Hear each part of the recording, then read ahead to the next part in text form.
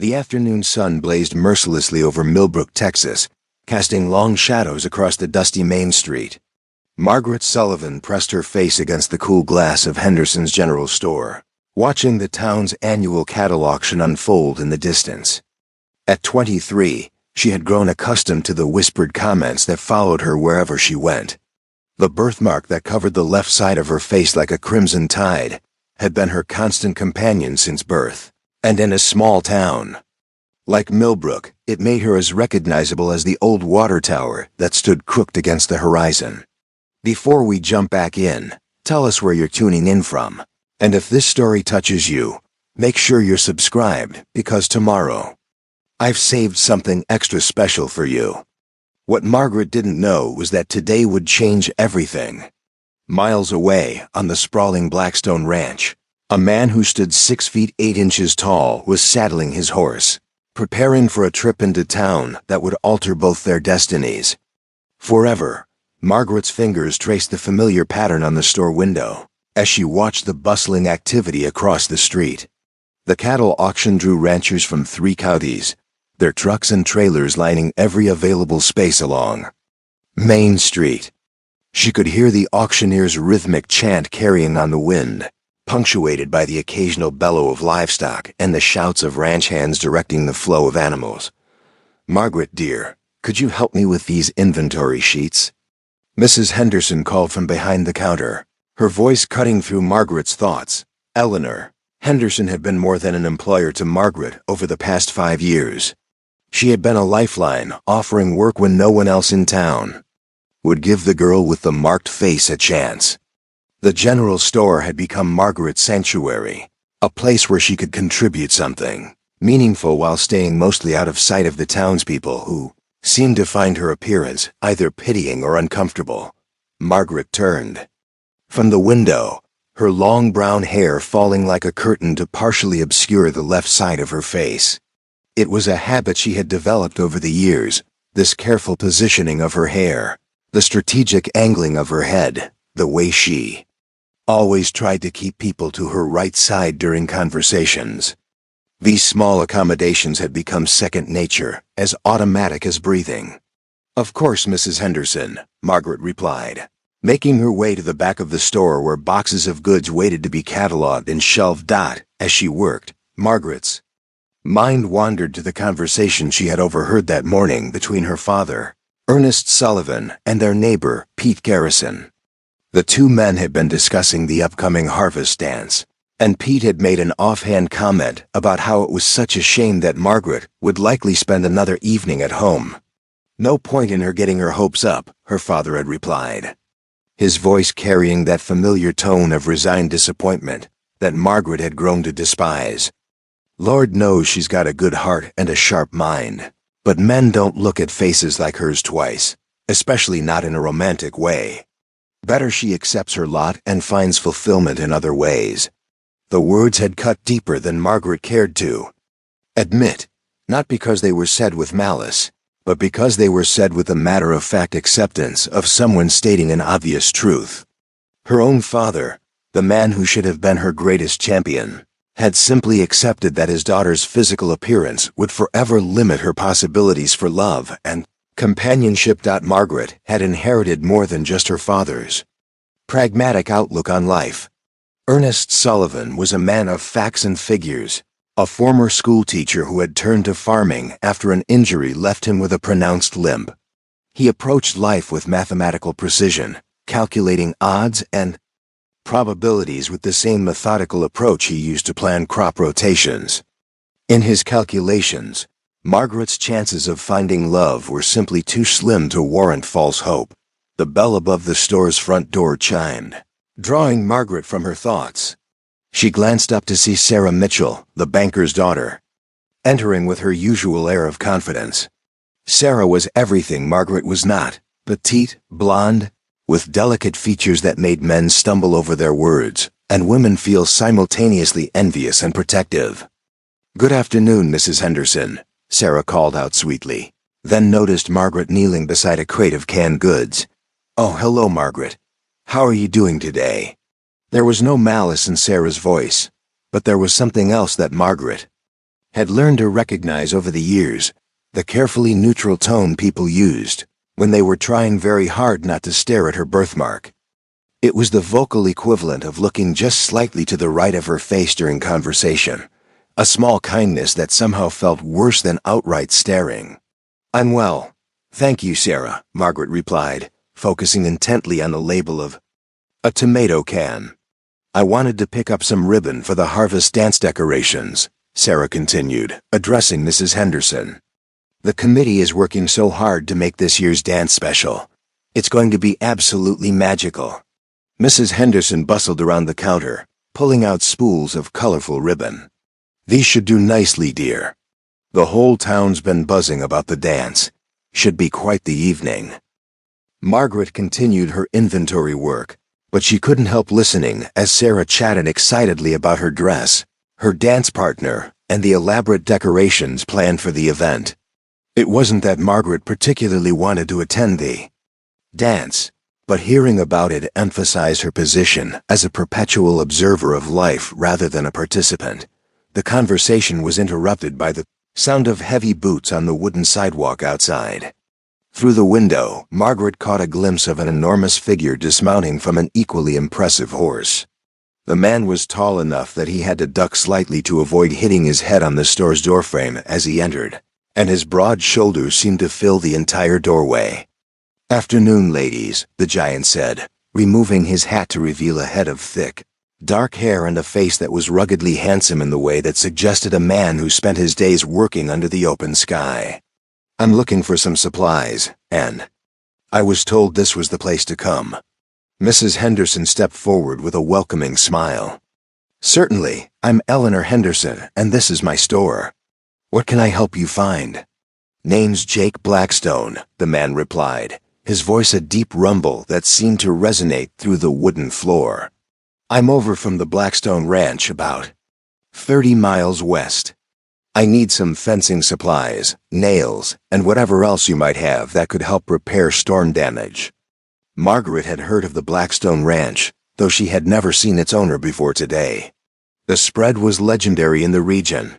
Thousands of acres of prime grazing land that had been in the Blackstone family for 3 generations. Jake Blackstone was reputed to be something of a recluse, a man who kept to himself and rarely came to town except for essential business. Looking at him now, Margaret could understand why his presence might be intimidating to some people. He stood at least 6 inches taller than any man she had ever seen, with hands that looked capable of handling a full-grown steer with ease. But there was something gentle in his eyes, a quiet intelligence that suggested his physical strength was matched by depth of character. "Storm damage can be expensive to repair," Mrs. Henderson said sympathetically. "That big blow we had 2 weeks ago caused problems all over the county." "Yes, ma'am, it surely did," Jake replied. "Took down about half a mile of fencing on my north pasture plus damaged the roof on one of my barns. Keeps a man busy." As Mrs. Henderson began gathering the supplies Jake needed, Sarah Mitchell seized the opportunity to introduce herself. "Mr. Blackstone, I'm Sarah Mitchell," she said, extending her hand with a dazzling smile. "My father owns the First National Bank here in town. I don't believe we've had the pleasure of meeting before." Jake shook her hand politely but briefly. "Pleasure to meet you, Miss Mitchell. I don't get to town very often, I'm afraid. The ranch keeps me pretty occupied." "Oh, I can imagine. It must be such hard work, managing all that land by yourself," Sarah said, batting her eyelashes in a way that made Margaret want to roll her eyes. "You know, we're having a harvest dance next weekend. Perhaps you'd like to attend? It's going to be the social event of the season." "That's very kind of you to mention it," Jake replied diplomatically, "but I'm not much for dancing, I'm afraid. These boots weren't made for fancy footwork." Margaret found herself glancing up from her inventory. Work curious about this gentle giant who seemed immune to Sarah Mitchell's considerable charms. Most men in town would have tripped over themselves for an invitation to escort the banker's beautiful daughter to the dance dot as if sensing her gaze. Jake's eyes moved across the store and landed on Margaret. For a moment, their eyes met, and Margaret felt her breath catch in her throat. She expected to see the usual reaction, a quick glance, followed by either pity or uncomfortable avoidance. Instead, Jake's expression remained steady and interested, as if he was looking at her rather than at her birthmark. The moment stretched longer than Margaret was comfortable with, and she quickly returned her attention to the can in her hands, feeling heat rise in her cheeks. She had imagined the interaction, surely. No one looked at her the way Jake Blackstone had seemed to look at her, with genuine curiosity and something that might have been admiration. "Will that be everything, Mr. Blackstone?" Mrs. Henderson asked, tallying up his purchases. "Actually," Jake said, and Margaret could hear something different in his voice. "I was wondering if you might need any help loading these supplies.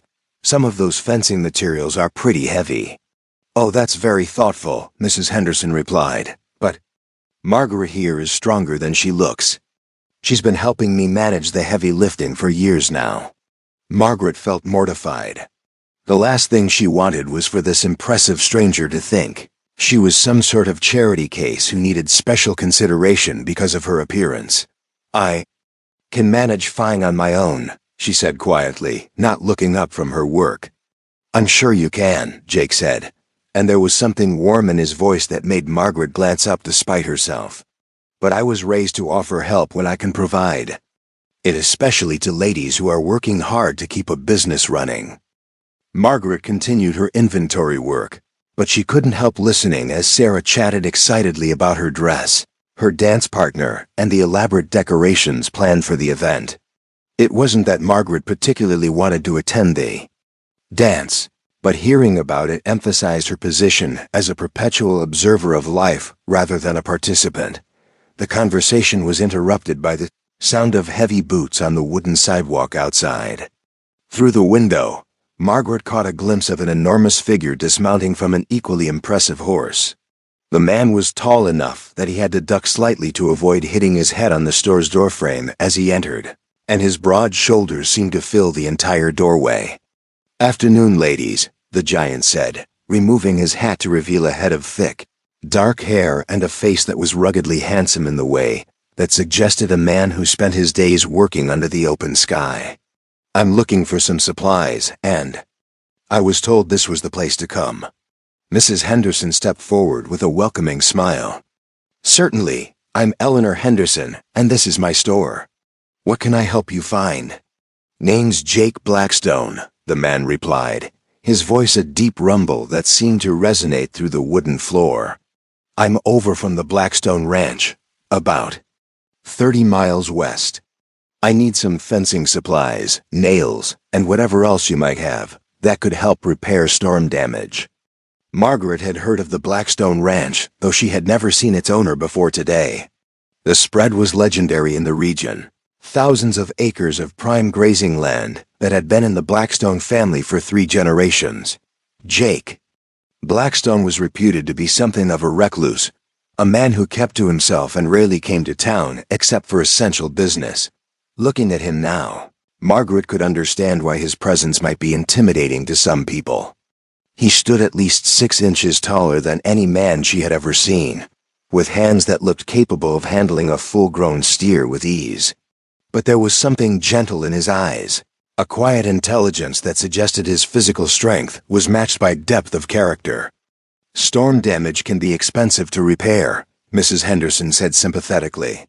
"That big blow we had 2 weeks ago caused problems all over the county." "Yes, ma'am, it surely did," Jake replied.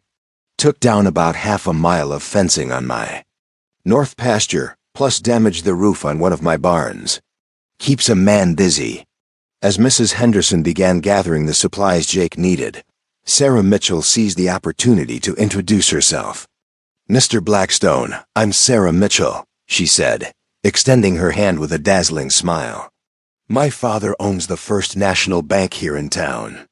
I don't believe we've had the pleasure of meeting before." Jake shook her hand politely but briefly. "Pleasure to meet you, Miss Mitchell. I don't get to town very often, I'm afraid. The ranch keeps me pretty occupied." "Oh, I can imagine. It must be such hard work managing all that land by yourself," Sarah said, batting her eyelashes in a way that made Margaret want to roll her eyes.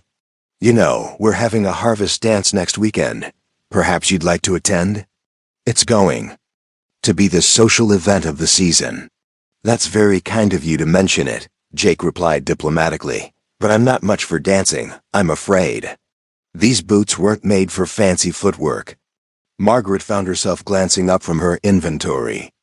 Work? Curious about this gentle giant who seemed immune to Sarah Mitchell's considerable charms. Most men in town would have tripped over themselves for an invitation to escort the banker's beautiful daughter to the dance. As if sensing her gaze, Jake's eyes moved across the store and landed on Margaret. For a moment, their eyes met, and Margaret felt her breath catch in her throat. She expected to see the usual reaction, a quick glance, followed by either pity or uncomfortable avoidance. Instead, Jake's expression remained steady and interested, as if he was looking at her rather than at her birthmark. The moment stretched longer than Margaret was comfortable with, and she quickly returned her attention to the can in her hands, feeling heat rise in her cheeks. She had imagined the interaction, surely. No one looked at her the way Jake Blackstone had seemed to look at her, with genuine curiosity and something that might have been admiration. "Will that be everything, Mr. Blackstone?" Mrs. Henderson asked, tallying up his purchases. "Actually," Jake said, and Margaret could hear something different in his voice, "I was wondering if you might need any help loading these supplies. Some of those fencing materials are pretty heavy." "Oh, that's very thoughtful," Mrs. Henderson replied, "but Margaret here is stronger than she looks. She's been helping me manage the heavy lifting for years now." Margaret felt mortified. The last thing she wanted was for this impressive stranger to think she was some sort of charity case who needed special consideration because of her appearance. "I can manage fine on my own," she said quietly, not looking up from her work. "I'm sure you can," Jake said, and there was something warm in his voice that made Margaret glance up despite herself. "But I was raised to offer help when I can provide it, especially to ladies who are working hard to keep a business running." Margaret understood what her father was trying to do.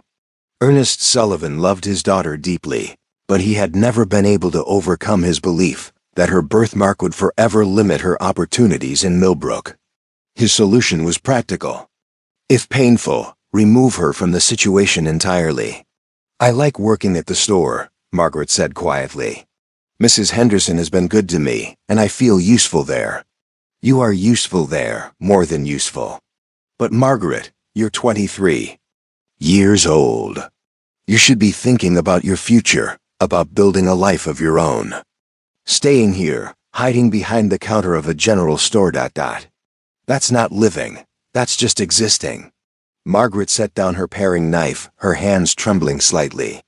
"And what makes you think Cedar Falls would be any different?" "People are people, Papa. They see what they see." "Perhaps. But at least you'd have a chance to find out. Here, you've already accepted that there's no chance at all." The conversation was interrupted by a knock at the front door. Ernest and Margaret exchanged surprised glances. They rarely had visitors, especially after dark. Ernest limped to the door and opened it to reveal Pete Garrison, their neighbor, looking somewhat agitated. "Evening, Ernest. Sorry to bother you so late, but I wanted to let you know there's been some strange activity over at the old Henderson place." Margaret joined her father at the door. The old Henderson place was abandoned farmstead about a mile from their property, empty for nearly 10 years since the previous owners had moved west. "What kind of activity?" Ernest asked. "Lights in the windows, smoke from the chimney. Looks like someone's moved in, but nobody in town knows anything about it. Thought you should know, seeing as how you're the closest neighbor." Margaret felt a flutter of curiosity. New people in the area were rare, and the Henderson place had been empty for so long that most people had forgotten it existed. "I'll keep an eye out," Ernest promised. "Thanks for letting me know, Pete." After their neighbor left, Margaret found herself wondering about the mysterious new occupant of the Henderson place. In a small town like Millbrook, news traveled fast, and the fact that someone had moved in without anyone knowing about it was unusual. As she prepared for bed that night, Margaret's mind wandered between thoughts of Jake Blackstone's unexpected visit to the store and speculation about their new neighbor. It had been a day of small disruptions to her usual routine, and she found herself feeling more alert and curious than she had in months. Standing before her bedroom mirror, Margaret studied her reflection with the critical eye she had developed over the years.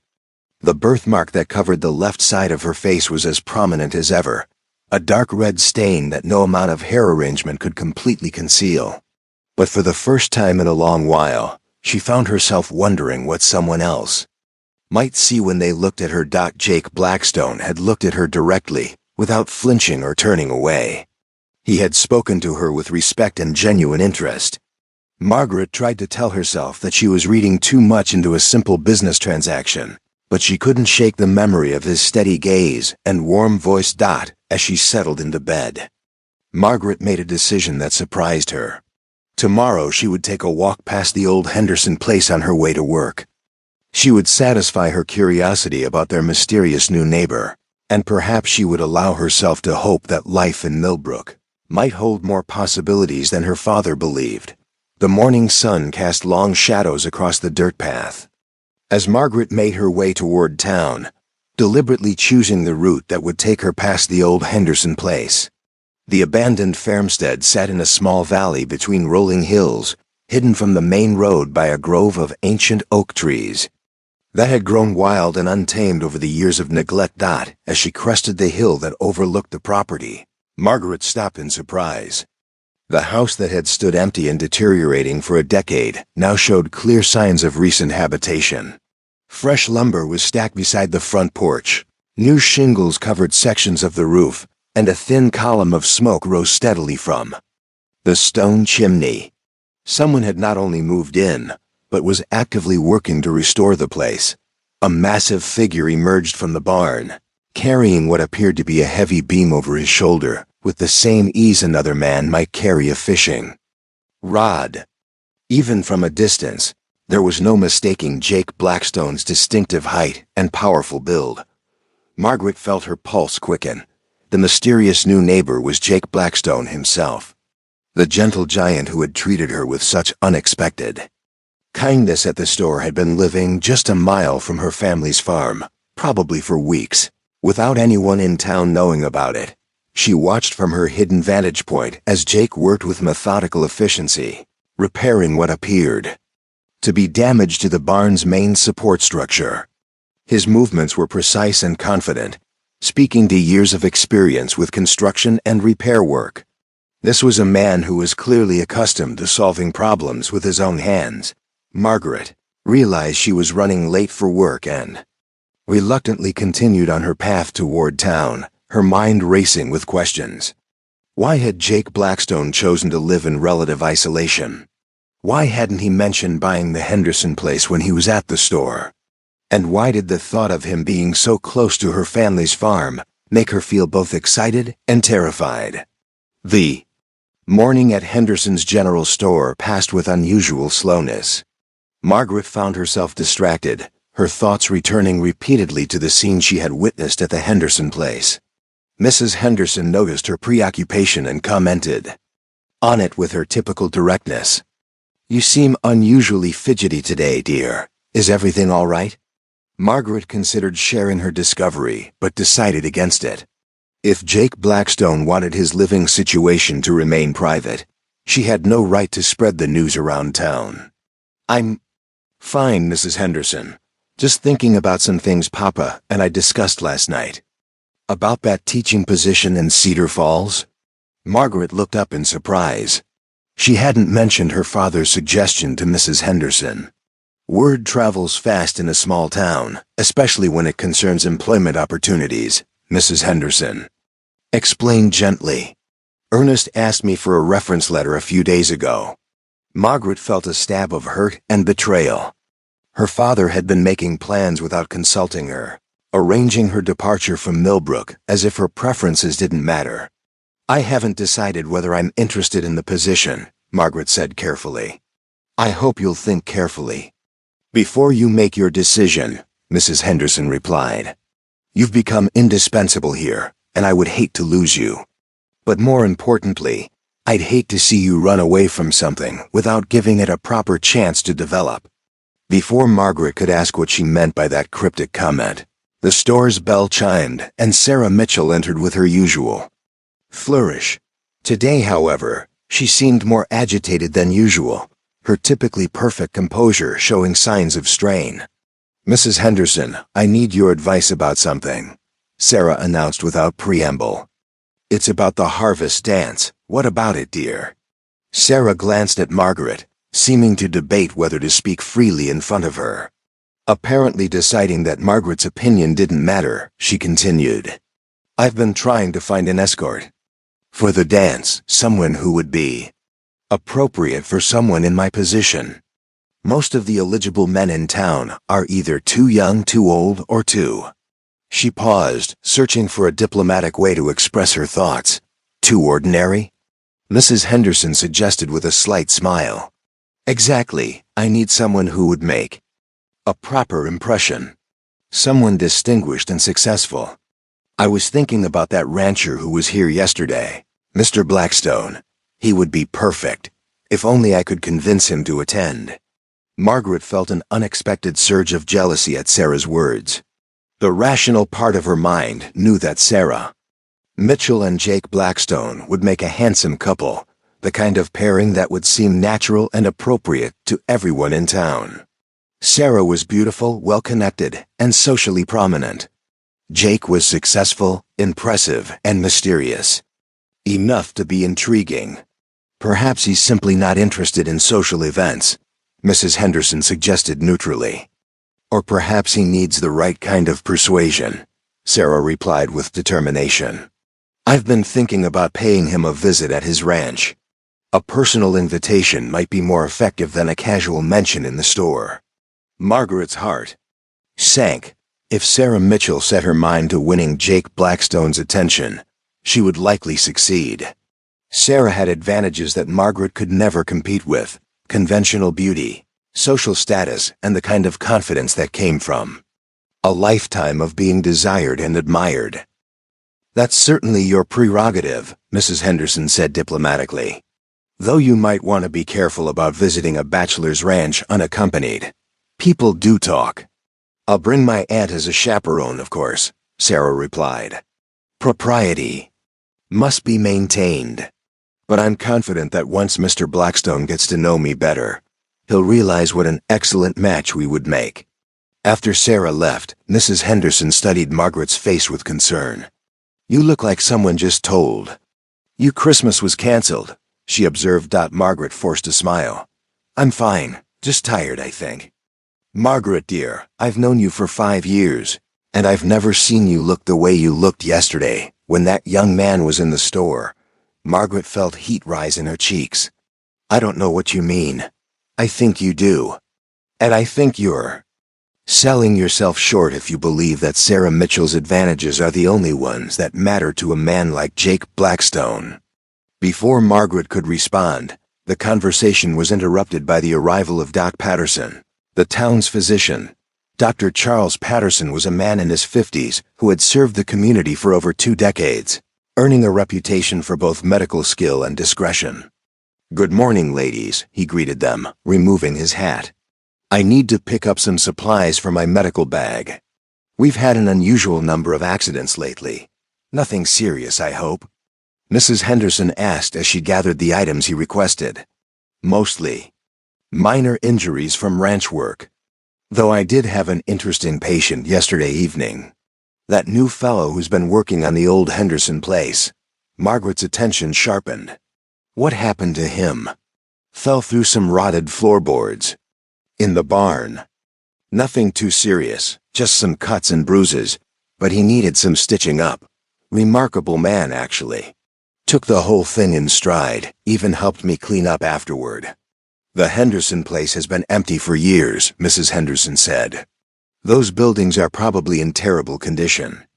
"That's what I told him, but he seems determined to restore the whole property himself. Said he's been working on it for about a month now, living in a tent while he makes the house habitable." Doc Patterson shook his head admiringly. "It takes A special kind of man to tackle a project like that alone. Margaret absorbed this information with growing fascination. Jake Blackstone wasn't just living at the Henderson place. He was single-handedly restoring it from years of neglect and decay. The scope of such an undertaking was staggering, requiring not only physical strength but also considerable skill and determination. Did he say why he chose that particular property?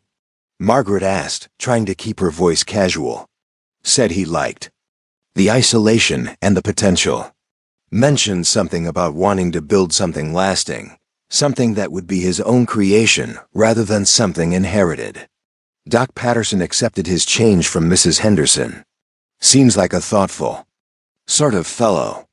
Not many men his age are willing to take on that kind of long-term project. After Doc Patterson left, Margaret found herself unable to concentrate on her work. The image of Jake Blackstone living in a tent while he restored an abandoned farmhouse painted a picture of a man who was willing to sacrifice comfort and convenience for the sake of building something meaningful. It spoke to a depth of character that she found deeply appealing.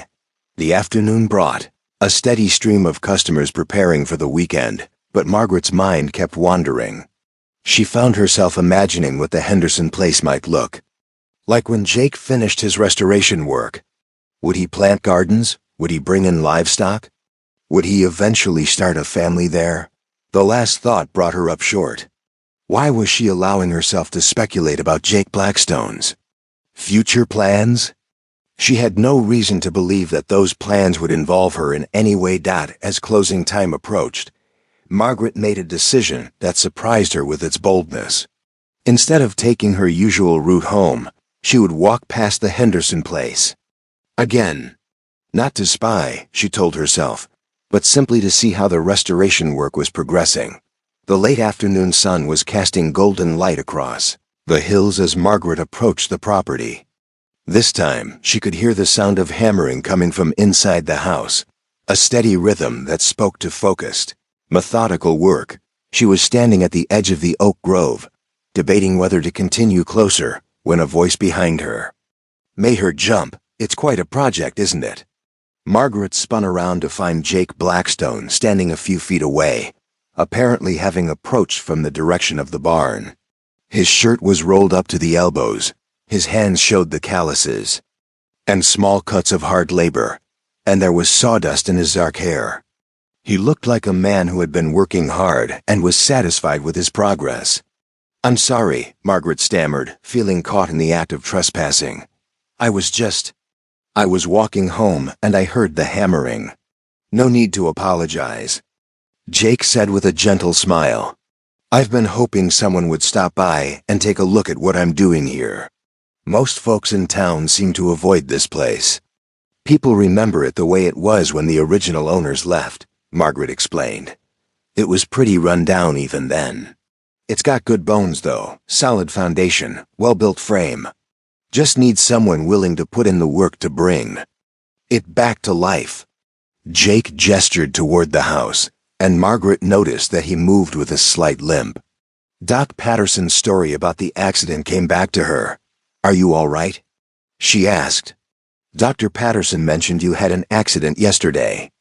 Jake looked surprised that she knew about his injury, then seemed to realize how news traveled in a small town. "Just a reminder to watch where I step," he said ruefully. "Those old floorboards can be tricky, but it's nothing that won't heal."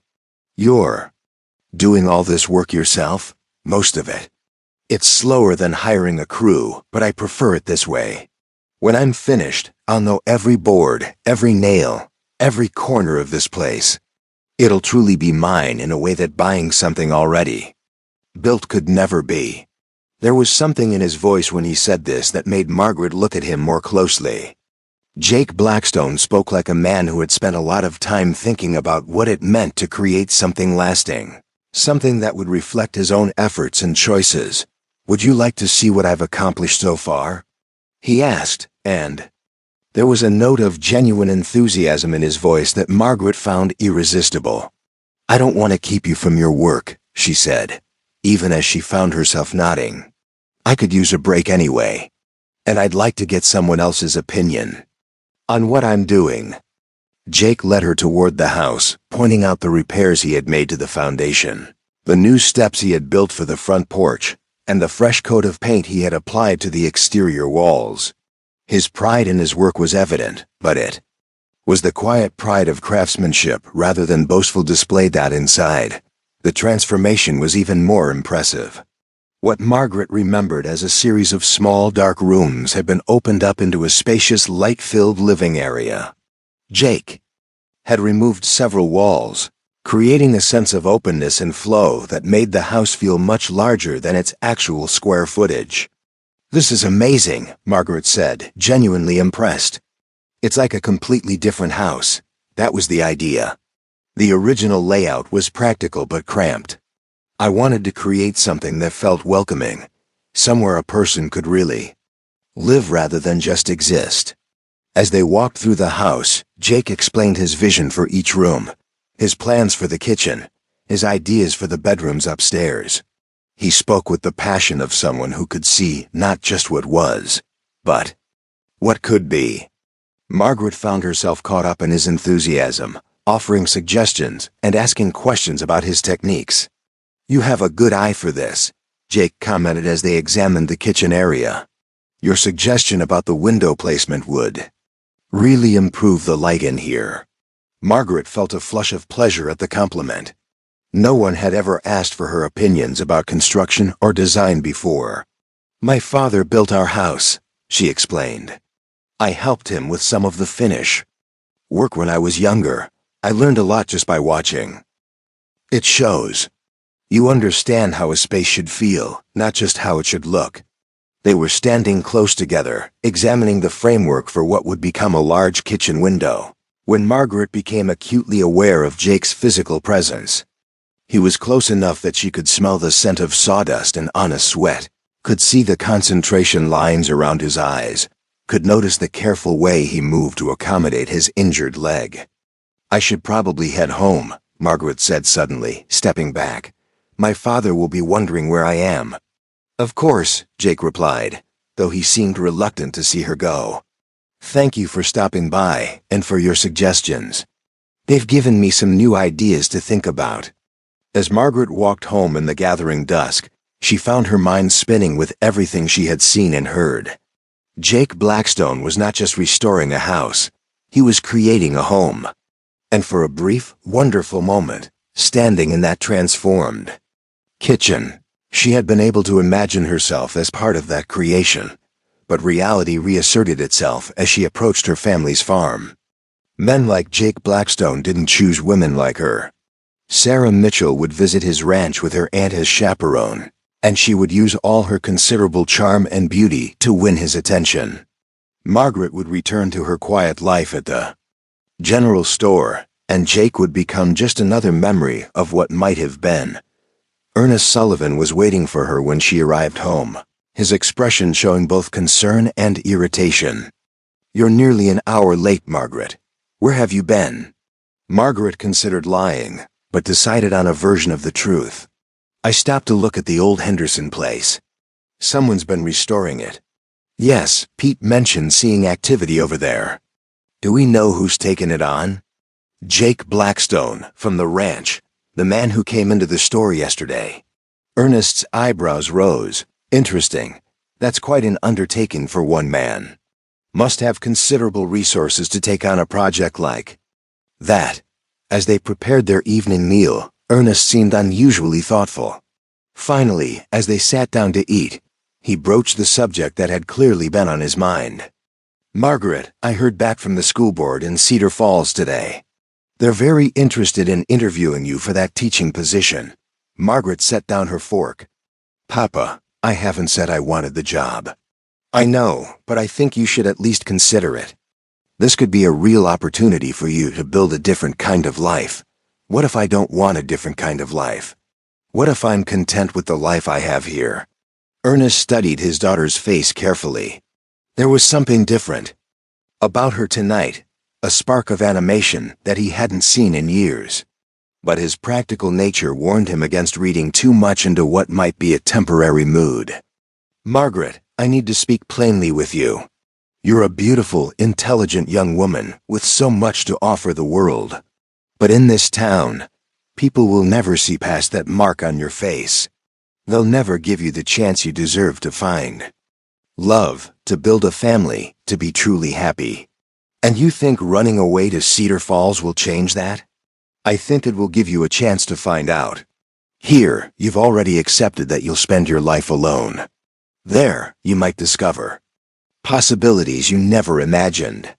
Margaret looked at her father, seeing the love and concern in his eyes, but also seeing the resignation that had shaped so many of his decisions about her future. What if someone here could see past my appearance? What if there was someone who could look at me and see something worth caring about? Ernest's expression softened with pity. Oh, Margaret, I wish that were possible. I truly do. But hoping for something that's never going to happen will only make you miserable. Better to build a life based on what's realistic than to waste your years waiting for a miracle. That night, as Margaret lay in bed staring at the ceiling, she found herself caught between her father's pragmatic pessimism and her own tentative hope. Jake Blackstone had looked at her without flinching, had asked for her opinions, had seemed genuinely interested in her thoughts and suggestions. But was she reading too much into simple politeness? Tomorrow, Sarah Mitchell would probably make her visit to the Blackstone Ranch, armed with beauty, charm, and social position. Margaret tried to prepare herself for the inevitable news that Jake Blackstone had been charmed by the banker's daughter, that he would escort Sarah to the harvest dance, that Margaret's brief moment of possibility had been nothing more than wishful thinking. But as she drifted off to sleep, Margaret couldn't quite shake the memory of standing in that transformed kitchen, sharing ideas about windows and light, feeling for the first time in her life like someone valued her thoughts and welcomed her presence. Maybe her father was right. Maybe she was setting herself up for disappointment. But maybe, just maybe, there were different kinds of miracles than the ones people expected. The next morning brought unseasonably warm weather and an atmosphere of anticipation to Millbrook. Saturday meant the weekly farmers' market in the town square, and Margaret could see from the store window that vendors were already setting up their stalls despite the early hour. The market always drew people from the surrounding farms and ranches, creating one of the few truly social gatherings of the week. Margaret was arranging a display of preserving jars when Mrs. Henderson approached with an unusual request. "Margaret, dear, I need you to make a delivery today. Mrs. Whitman ordered some special fabric for her daughter's wedding dress, and she's too ill to come into town herself." The Whitman farm lay about 8 miles north of Millbrook, a journey that would normally take Margaret most of the morning. But today, the prospect of leaving town appealed to her. She had spent a restless night thinking about Sarah Mitchell's planned visit to Jake Blackstone, and the distraction of a long walk would be welcome. "Of course, Mrs. Henderson, I'll pack everything carefully." As Margaret prepared for her journey, she couldn't help but notice the unusual amount of activity. On Main Street, 2 elegant carriages had arrived from the direction of the Mitchell house, and she could see Sarah herself emerging from the second carriage, dressed in her finest riding habit and accompanied by an older woman who could only be the aunt she had mentioned as chaperone. Margaret's heart sank as she watched Sarah direct the loading of what appeared to be an elaborate picnic basket into the lead carriage. The banker's daughter was clearly planning more than a simple social call. She was mounting a full campaign to win Jake Blackstone's attention. Forcing herself to look away, Margaret gathered the wrapped fabric and set out on the road to the Whitman farm. The morning was beautiful, with wildflowers blooming along the roadside and a gentle breeze that carried the scent of ripening wheat from the surrounding fields. Under normal circumstances, Margaret would have enjoyed the solitude and natural beauty of the walk. Today, however, her mind was occupied with imagining the scene playing out at the Henderson place. The Whitman farm was one of the more prosperous operations in the area, with well-maintained buildings and fields that showed the careful attention of experienced farmers. Margaret had always liked Mrs. Whitman, a woman who had never seemed to notice or care about her facial birthmark, and who always treated her with genuine warmth. She found Mrs. Whitman resting on the front porch, looking pale and weak but managing a welcoming smile when she saw Margaret approaching. "Margaret, dear, how good of you to make this long trip. I was so disappointed when I couldn't get into town myself, but this summer fever has really knocked me down." "It's no trouble at all, Mrs. Whitman. I hope you're feeling better soon." As Margaret handed over the carefully wrapped fabric, Mrs. Whitman's eyes lit up with pleasure. "This is perfect. Lucy will be so pleased. She's been fretting about this dress for weeks." Mrs. Whitman paused, studying Margaret's face with the shrewd eyes of a woman who had raised 5 daughters. "You look troubled, dear. Is everything all right?" Margaret hesitated, surprised by the older woman's perceptiveness. "I'm fine, thank you. Just thinking about some changes that might be coming." Changes can be frightening, but they're often exactly what we need, even when we don't realize it. Mrs. Whitman's expression grew thoughtful. "You know, I've been thinking lately about how we sometimes accept limitations that aren't really there. We tell ourselves that certain things are impossible when they're really just unlikely." Before Margaret could ask what she meant by that cryptic comment, they were interrupted by the arrival of Tom Whitman, Mrs. Whitman's eldest son. Tom was a pleasant young man in his late 20s who had always been kind to Margaret, treating her with the same respectful friendliness he showed. "Everyone. Margaret, good to see you. How's your father doing?" "He's well, thank you, Tom. How are the crops looking this year?" "Better than expected. Considering the late rains we had in spring, should be a good harvest." Tom glanced at his mother with concern. "Mama, you shouldn't be sitting out here in this heat. Dr. Patterson said you need to rest." "I'm perfectly fine, Thomas. Don't fuss." But Mrs. Whitman did look tired, and Margaret could see the wisdom in Tom's concern. "I should be getting back to town," Margaret said. "Please take care of yourself, Mrs. Whitman." "Wait just a moment, dear." Mrs. Whitman reached into her sewing basket and pulled out a small wrapped package. "I have something for you. A little thank you for making this trip." Margaret unwrapped the package to find a beautiful hair ribbon made of deep blue silk that perfectly matched her eyes. It was the kind of elegant accessory that Margaret had always admired, but never thought to buy for herself. "Mrs. Whitman, this is lovely, but I can't accept." "Nonsense. Every young woman should have beautiful things. Promise me you'll wear it sometime when you want to feel special." Margaret tucked the ribbon carefully into her bag, touched by the unexpected gift and the kindness behind it. The walk back to Millbrook gave Margaret plenty of time to think about Mrs. Whitman's comments about accepting unnecessary limitations. Was that what she had been doing? Had she convinced herself that love and romance were impossible for her, without ever really testing that assumption? As she approached the outskirts of town, Margaret made an impulsive decision.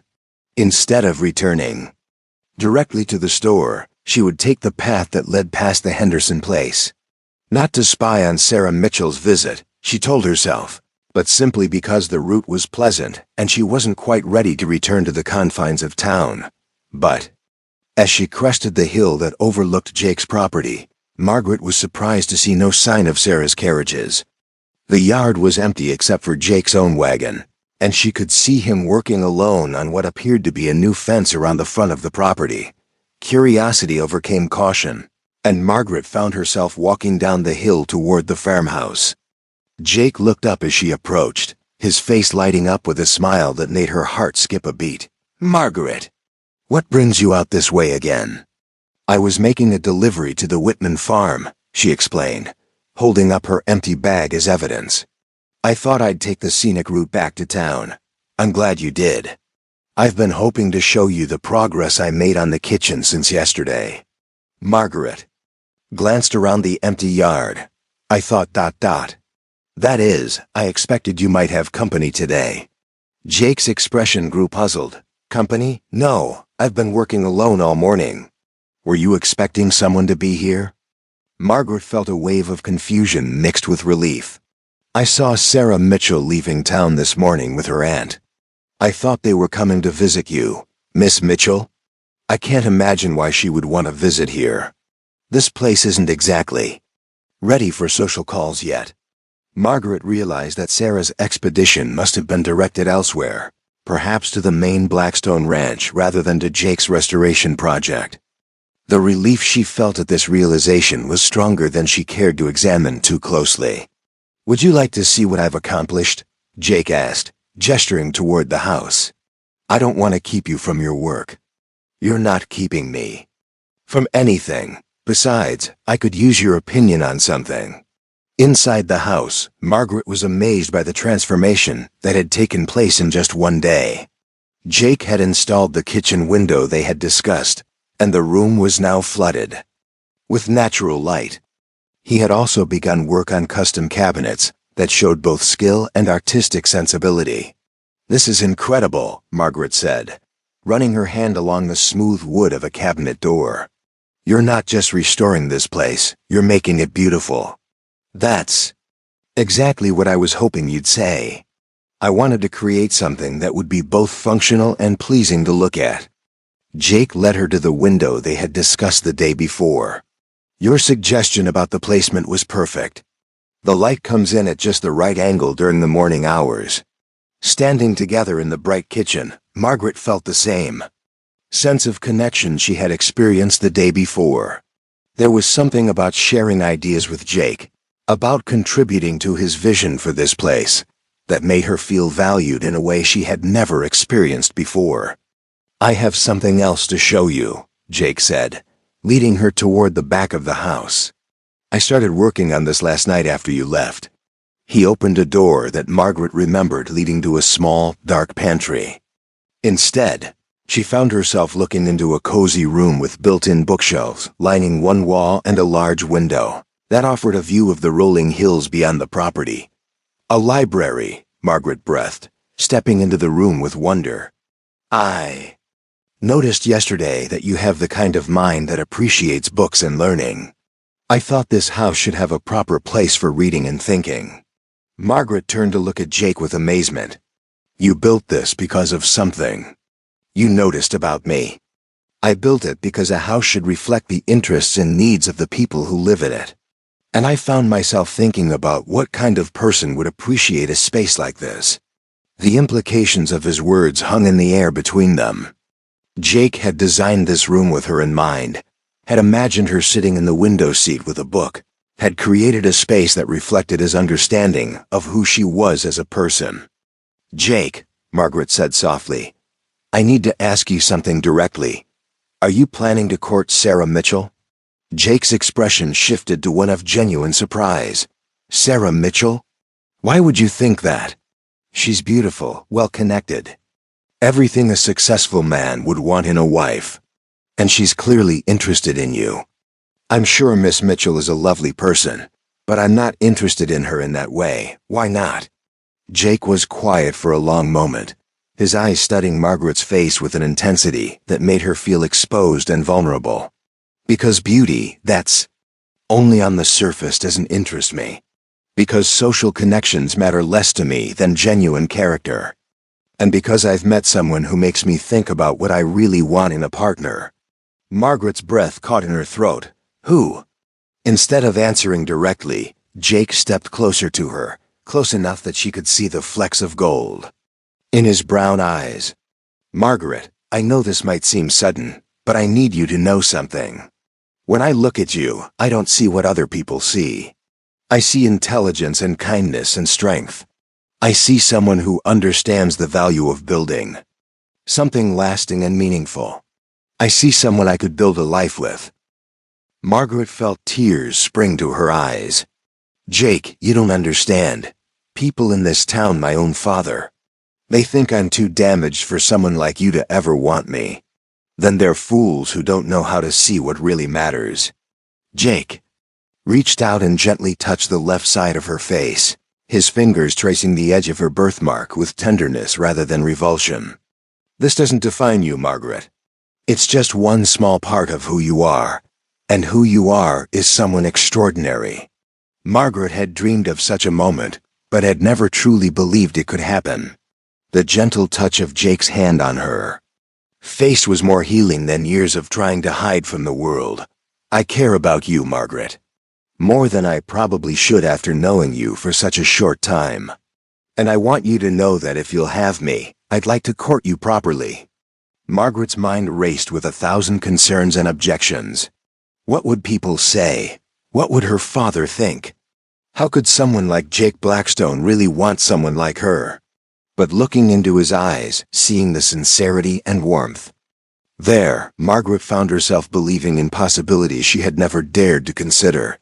"Yes," she whispered. "Yes, I would like that very much." Jake's smile was radiant.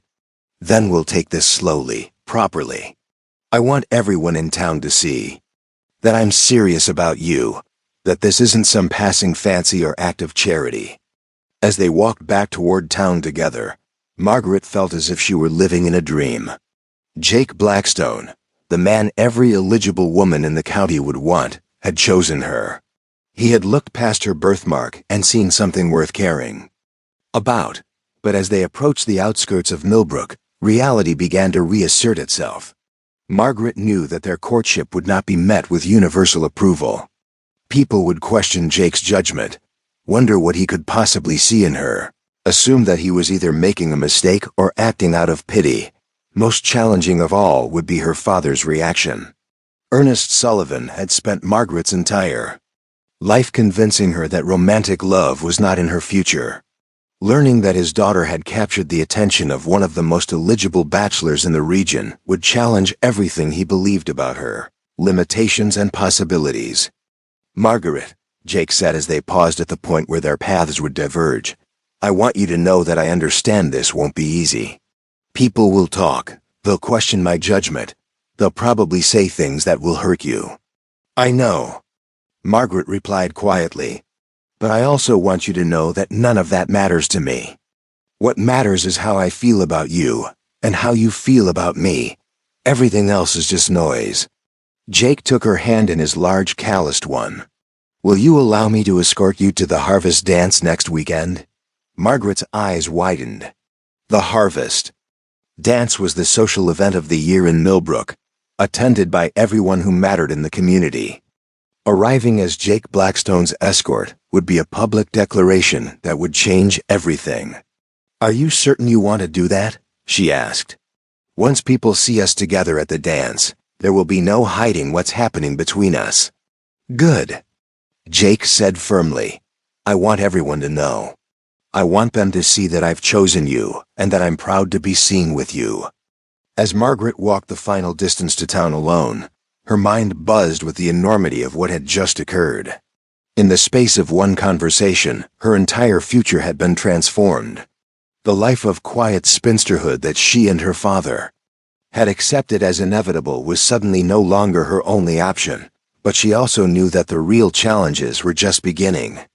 Tonight, she would have to tell her father about Jake's intentions, and she could already imagine his reaction.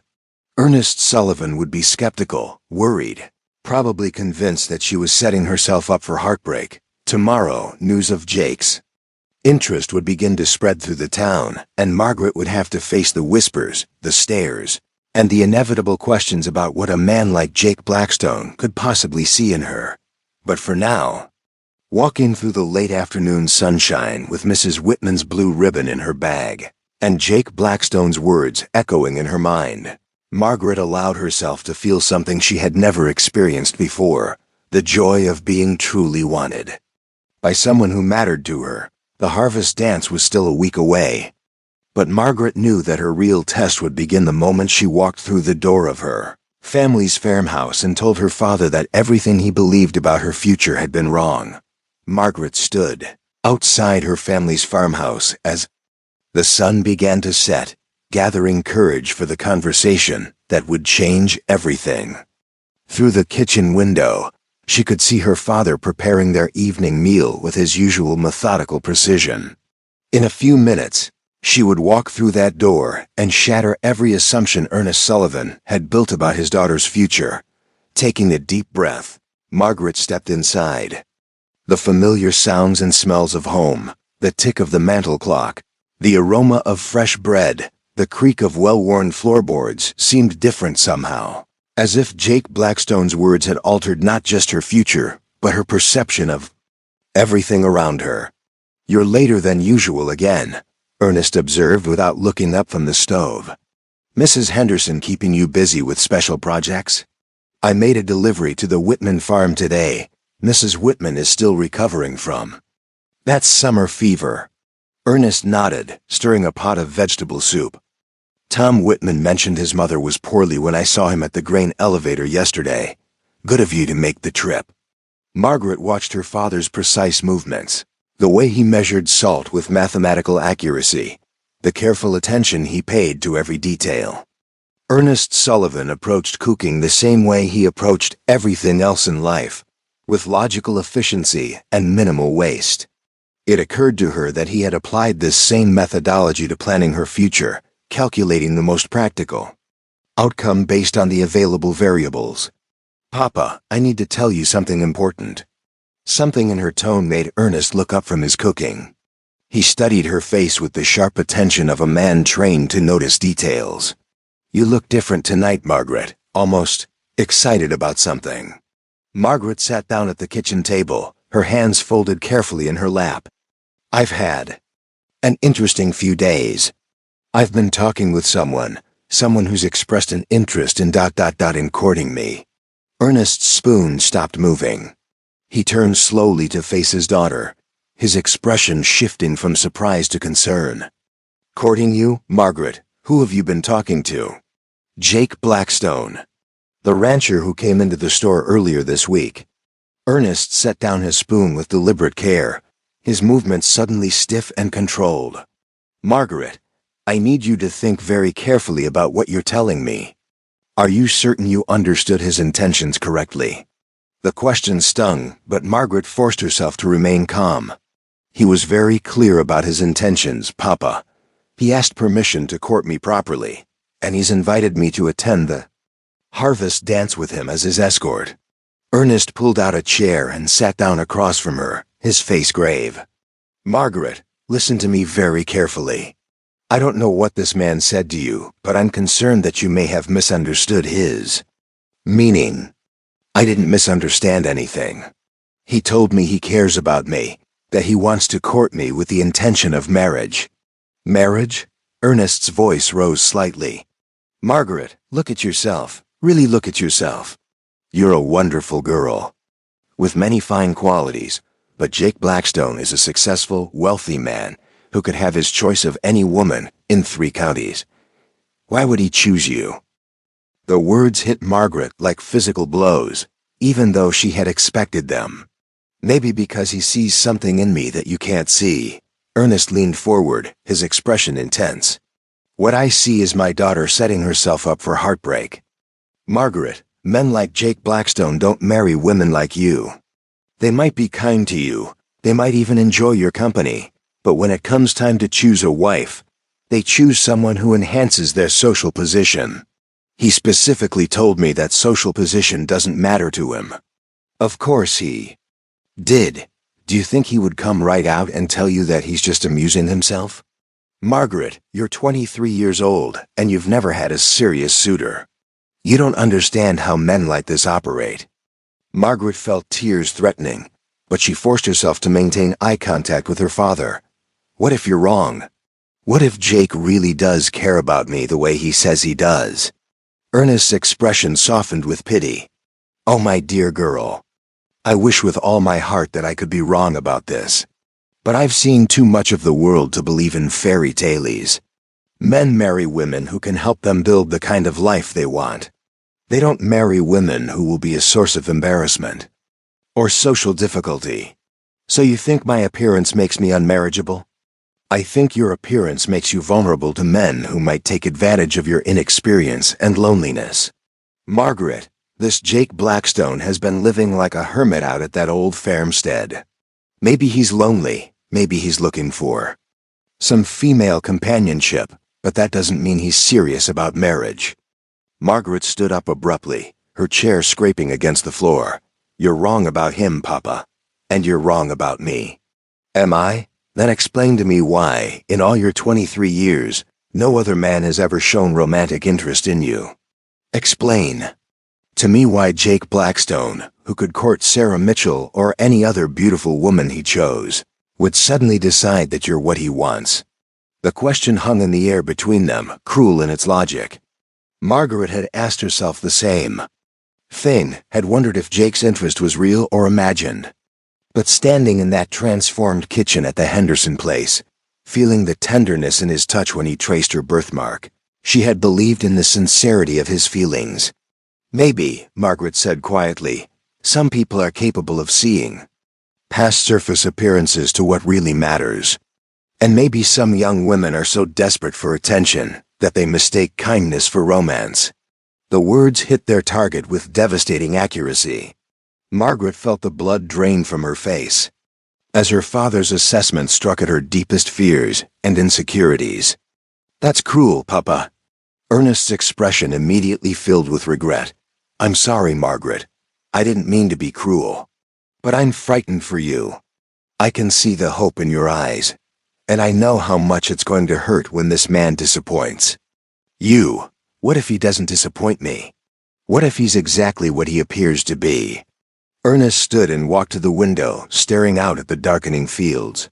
Then I suppose I'll have been wrong about everything I thought I knew about human nature. Margaret joined him at the window, standing close enough to see the tension in his shoulders. Papa, I know this is difficult for you to believe. It's difficult for me to believe too. But Jake Blackstone looked at me and saw someone worth caring about. He touched my face, the marked side of my face, with tenderness, not revulsion. He built a library in his house because he noticed that I love books. Those aren't the actions of a man who's just amusing himself. Ernest turned to study his daughter's face in the fading light. You really believe he's sincere? I do. And you're determined to accept his courtship, regardless of what I think about it. I am. Ernest sighed deeply, the sound of a man who had lost an argument he had been certain he would win. Then I suppose there's nothing more I can say.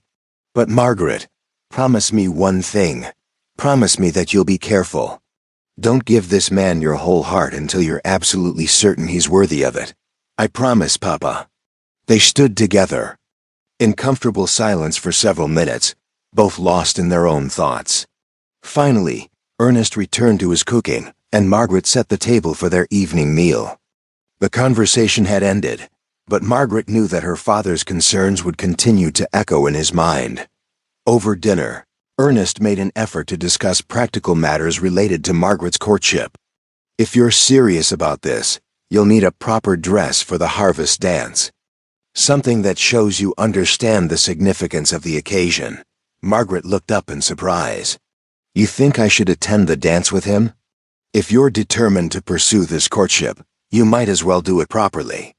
Half measures will only fuel gossip and speculation. I don't have anything appropriate to wear. Ernest considered this problem with his typical methodical approach. Mrs. Patterson is an excellent seamstress, and she's always been kind to you. Perhaps she could help you create something suitable. The fact that her father was now helping to plan her appearance at the dance represented a major shift in his thinking. Despite his concerns about Jake's intentions, Ernest Sullivan was choosing to support his daughter's happiness, even if he questioned the wisdom of her choices. There's something else we need to discuss, Ernest continued. If this courtship becomes public knowledge, and attending the dance together will certainly make it public, there will be talk. Some of it will be unkind. I know, Papa. People will say things about you, about him, about his motives and your expectations. You'll need to be prepared for that. Margaret had been trying not to think about the social implications of her relationship with Jake, but she knew her father was right. Millbrook was a small town where everyone knew everyone else's business, and her sudden romantic attachment to the area's most eligible bachelor would be the subject of intense speculation. They'll say he's making a mistake, Margaret said quietly. Yes, they will. And they'll say you're reaching above your station. They'll question his judgment and your motives. Some people might even suggest that you've somehow tricked or manipulated him. That's not what happened. I know that, and you know that, but public opinion isn't always based on facts. It's based on what people expect to be true. After dinner, as they cleaned up the kitchen together, Ernest made one final attempt to express his concerns.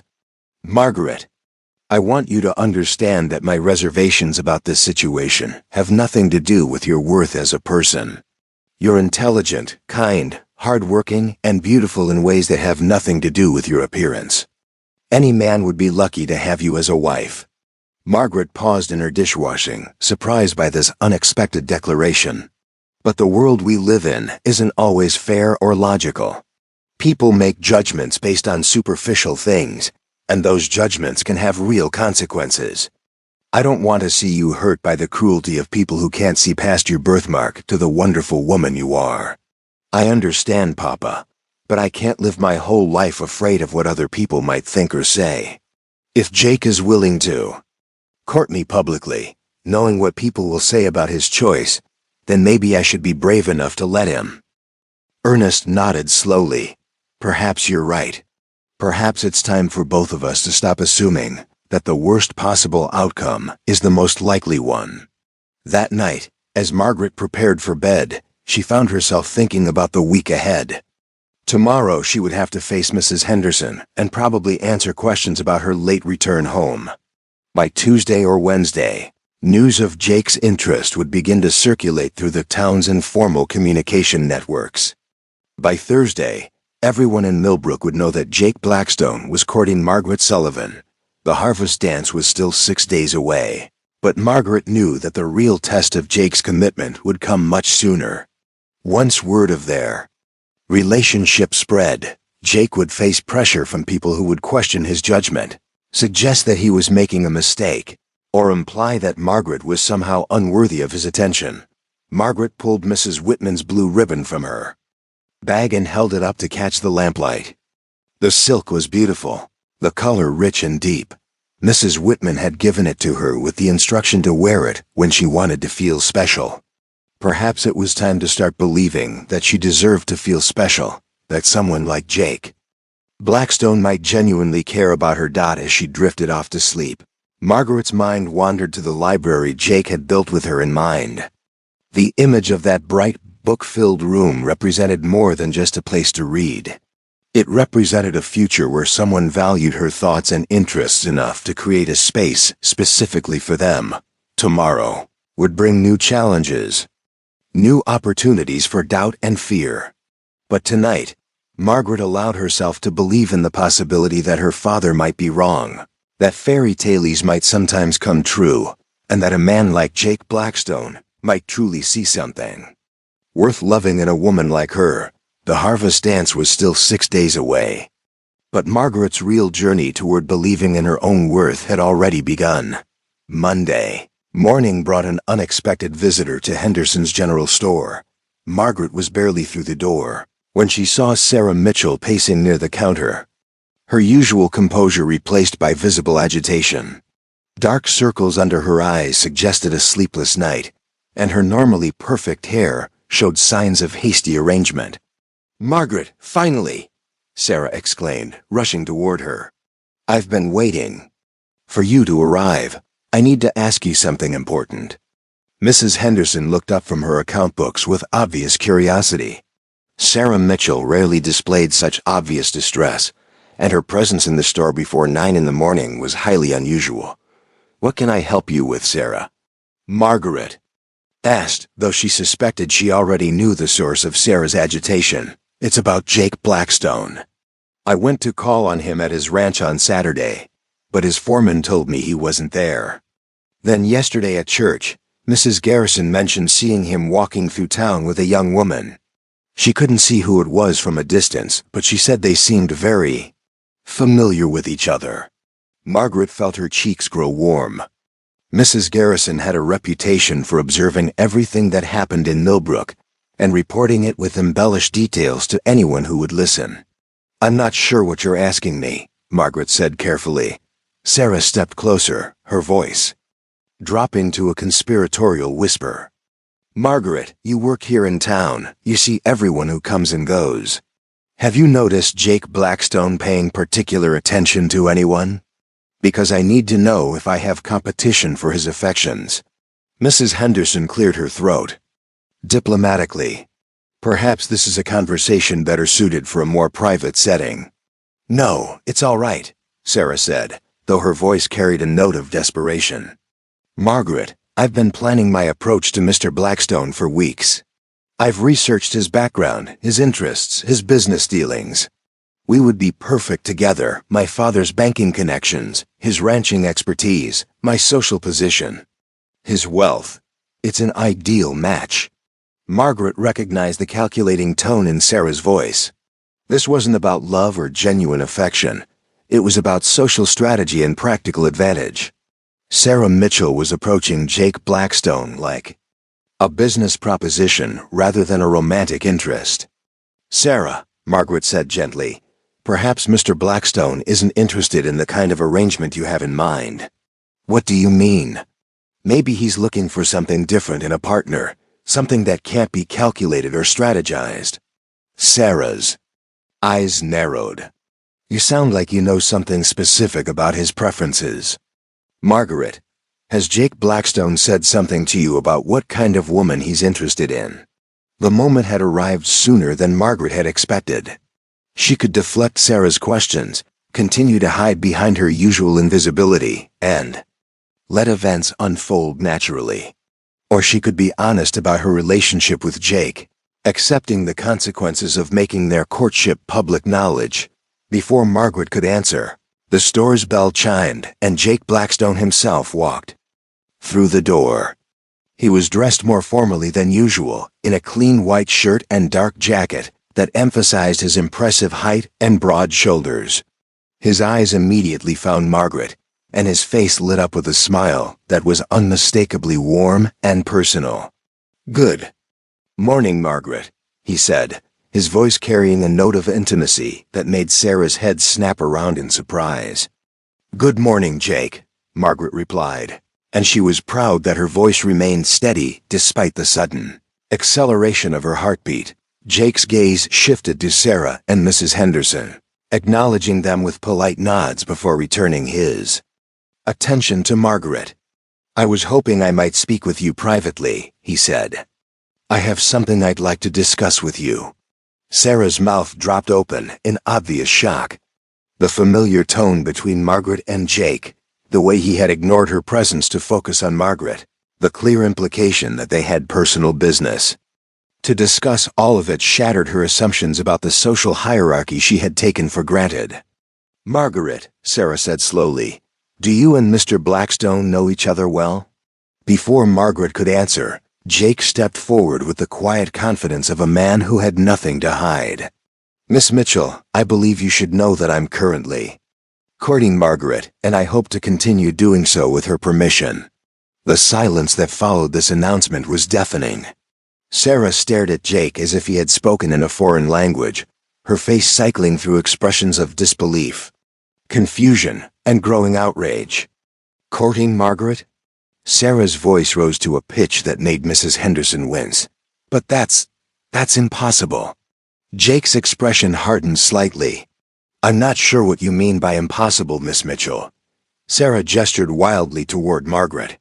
Look at her. Look at that mark on her face. You could have any woman you wanted, any beautiful, accomplished woman in the county, and you choose her? Margaret felt the familiar burn of shame creeping up her neck, but Jake's response was swift and decisive. I have chosen her, Miss Mitchell, because she is beautiful, accomplished, and intelligent. The mark you refer to is simply part of who she is, and I find everything about her perfect. The power of his words, delivered with absolute conviction, left Sarah speechless. Mrs. Henderson looked between the three of them with obvious fascination, clearly aware that she was witnessing a moment that would be discussed throughout Millbrook for months to come. But the social implications, Sarah stammered. What will people say? What will your business associates think? I couldn't care less what anyone else thinks, Jake replied firmly. Margaret is the woman I want to court, and eventually, if she have me, the woman I want to marry. Sarah's face had gone pale, and Margaret could see the exact moment when the banker's daughter realized that all her careful planning and social maneuvering had been for nothing. Jake Blackstone was not available for the kind of strategic alliance She had envisioned because he had already chosen someone based on entirely different criteria. "This is madness," Sarah whispered, then turned and fled from the store, leaving the bell jangling violently in her wake. In the silence that followed, Mrs. Henderson stood up and walked to the front window, watching Sarah's retreating figure with obvious concern. "Well," she said finally, "I suspect that news will be all over town within the hour." Jake turned too. "Margaret," his expression serious, "I'm sorry that happened this way. I had hoped to tell people about our courtship more gradually, but I couldn't stand by and let her speak to you that way."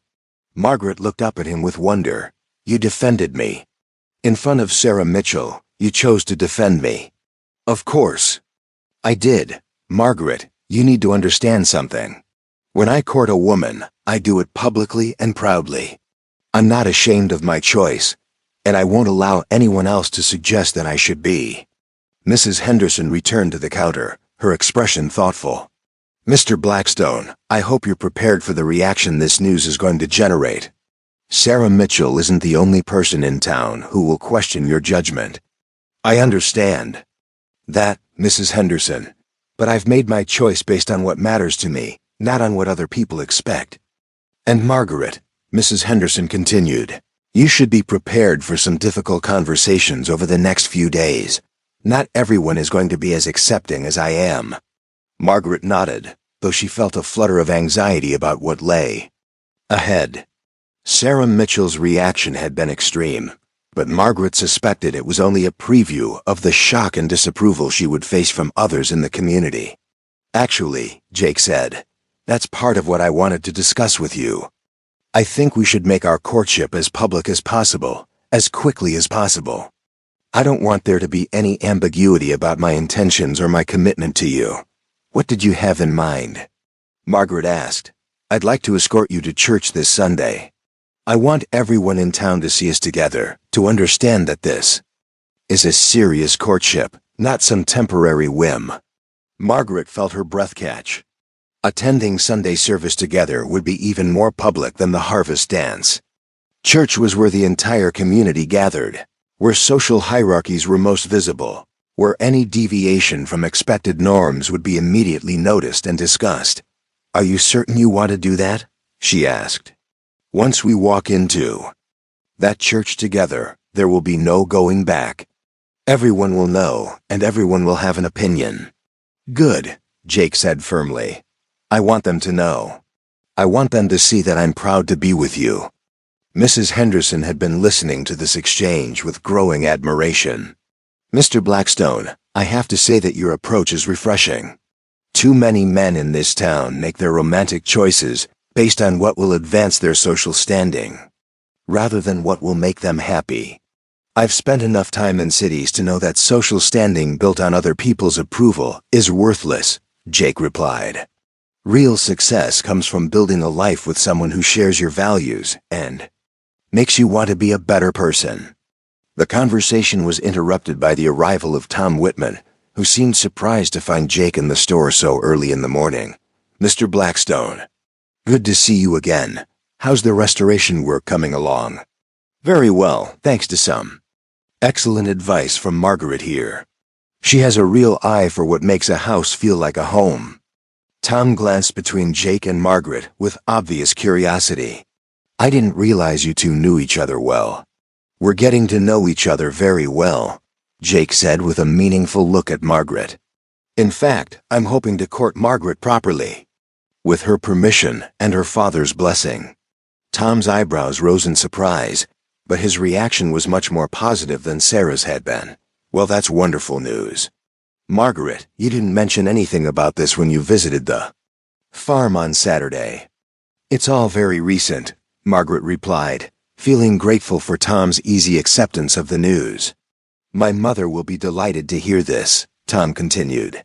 "She's always said that Margaret deserves someone who can appreciate her qualities. She want to invite you both for dinner once she's feeling better." The contrast between Tom's reaction and Sarah's couldn't have been more stark. Where Sarah had focused on Margaret's perceived deficiencies, Tom immediately spoke of her qualities and his family's desire to welcome Jake into their social circle. After Tom completed his purchase and left, Jake turned to Margaret with evident satisfaction. You see, not everyone is going to react like Miss Mitchell did. There are people in this community who know your worth. The Whitmans have always been kind to me, Margaret said. But they're not the only people whose opinions matter. In this town, no, they're not. But they're the kind of people whose opinions should matter to us. People who judge character rather than appearance, who value substance over superficial concerns. Mrs. Henderson had been listening to this exchange with obvious approval. Mr. Blackstone, I think you'll find that Margaret has more friends in this community than she realizes. People have noticed her kindness, her intelligence, and her work ethic. Not everyone is as shallow as Sarah Mitchell. Throughout the rest of the morning, Margaret found herself in a state of nervous anticipation. Sarah's dramatic exit from the store meant that news of Jake's courtship would spread rapidly through Millbrook's social networks. By noon, half the town would know. By evening, everyone would have heard some version of the story. Jake remained at the store much longer than his business required, clearly reluctant to leave Margaret to face the inevitable questions and comments. Alone, he helped her with inventory tasks, engaged Mrs. Henderson in conversation about the town's history, and made it clear through his presence that his interest in Margaret was genuine and ongoing. Around mid-morning, several customers entered the store with unusual frequency, clearly hoping to verify the rumors that were already beginning to circulate. Mrs. Henderson handled these fishing expeditions with diplomatic skill, confirming that Mr. Blackstone was indeed calling on Margaret without providing details that might fuel further gossip. When Jake finally prepared to leave, he took Margaret's hand in full view of Mrs. Henderson and the elderly Mrs. Porter, who had been examining fabric with suspicious thoroughness for the past 20 minutes.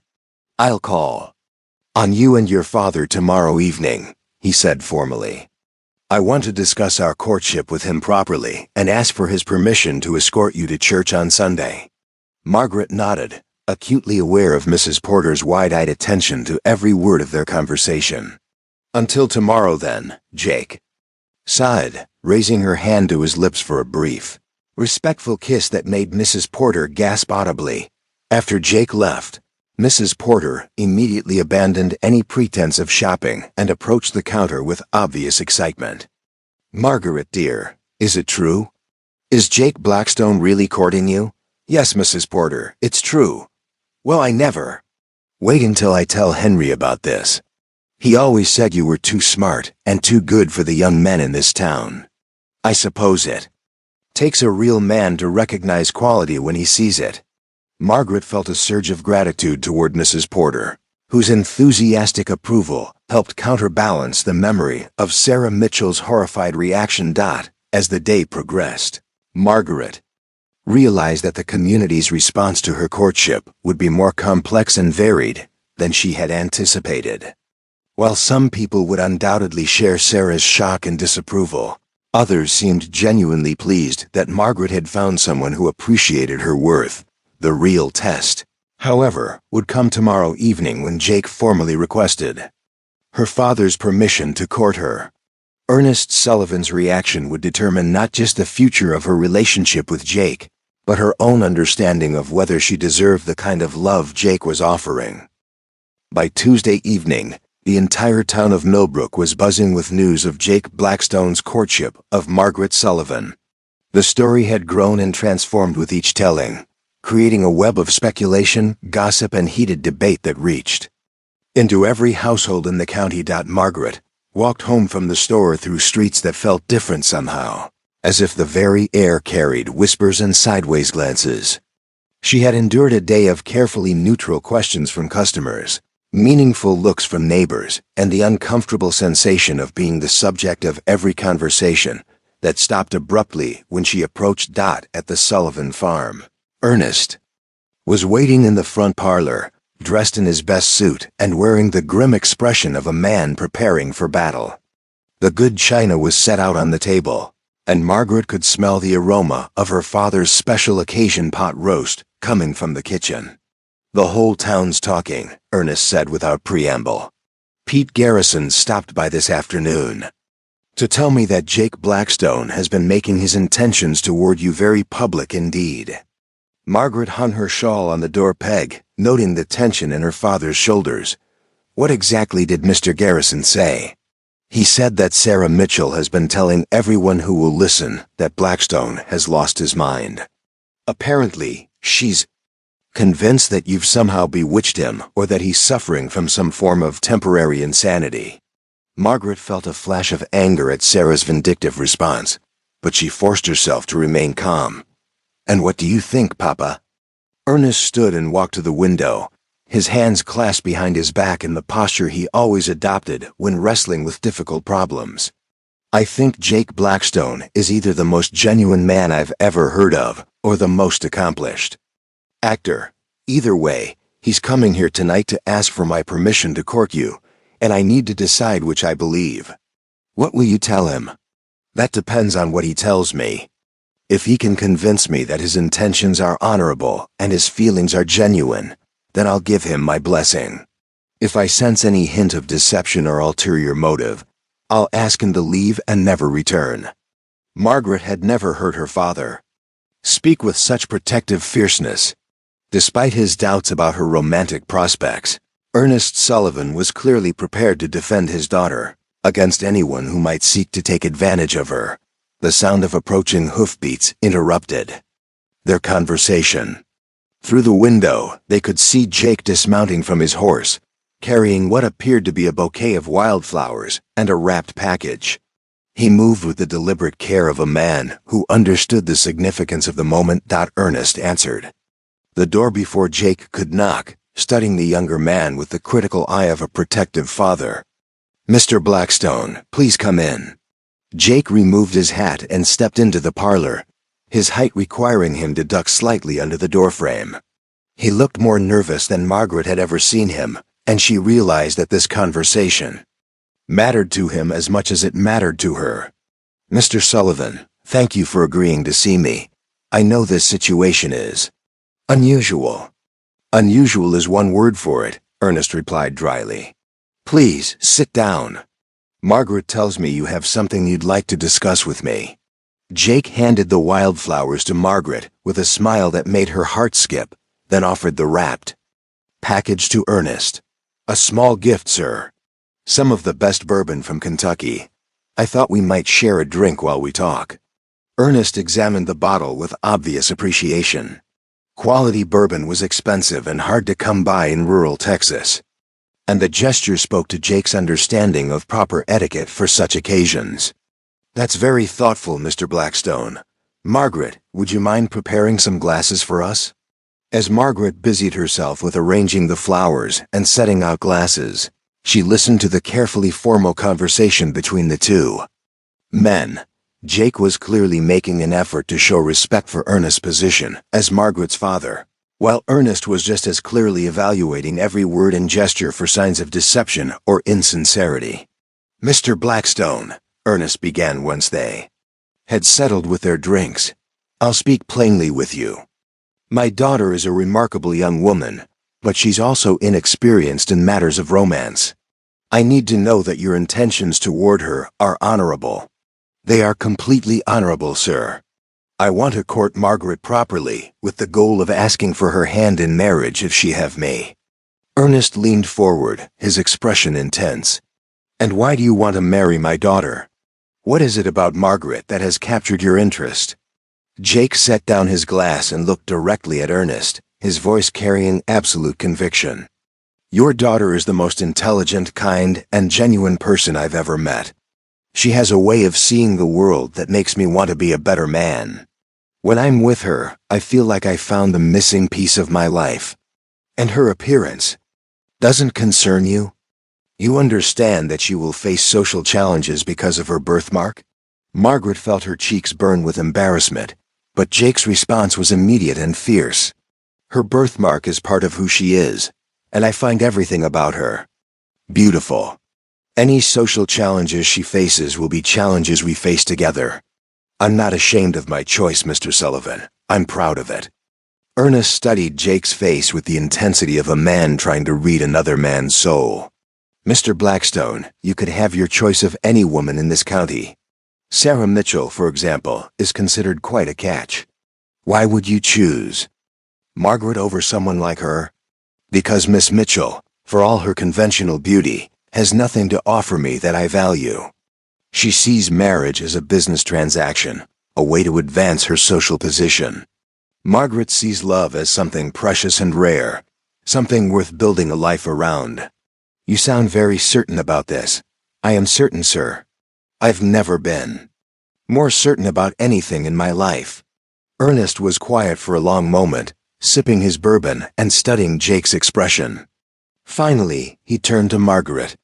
"And what do you think about all this, Margaret? Are you prepared for what a marriage to Mr. Blackstone would mean?" Margaret felt the weight of both men's attention as she considered her answer. "I think Jake is offering me something I never dared to hope for. The chance to be loved for who I really am, not despite my appearance, but including it. I'd be a fool to let fear keep me from accepting that gift."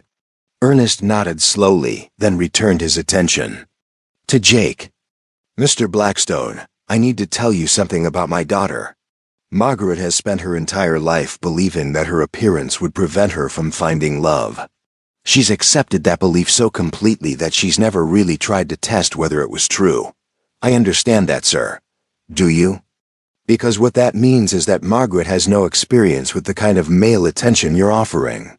She has no way to distinguish between genuine affection and other motivations." Jake's expression hardened slightly. "Are you suggesting that my motives are questionable?" "I'm suggesting that my daughter is vulnerable in ways that a more experienced woman might not be. If you're not completely sincere about your intentions, if there's any part of this that's based on pity or curiosity, or temporary loneliness, then you have the power to destroy her completely." The room fell silent except for the tick of the mantel clock. Margaret could see the tension in both men's faces as they measured each other across a divide of protectiveness and determination. "Mr. Sullivan," Jake said finally, "I understand your concerns and I respect them. But I need you to understand something as well. I'm not a man given to impulsive decisions or temporary enthusiasms. When I commit to something, I commit completely. I'm asking for your permission to court Margaret, because I believe she could be the woman I spend the rest of my life with. And if you're wrong, if you discover that your feelings aren't as deep as you think they are, then I'm wrong, and I'll have to live with the consequences of my mistake. But I don't believe I'm wrong, sir. I believe I found exactly what I've been looking for." Ernest stood and walked to the window again, staring out at the darkening landscape.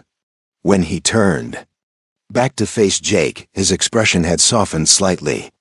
"Mr. Blackstone, I've spent Margaret's entire life protecting her from disappointment, by keeping her expectations low. Perhaps it's time I started protecting her right to pursue happiness instead." Jake's face lit up with hope. "Does that mean you'll give us your blessing?" "It means I'll give you permission to court my daughter, with certain conditions." "Name them." Ernest began counting on his fingers.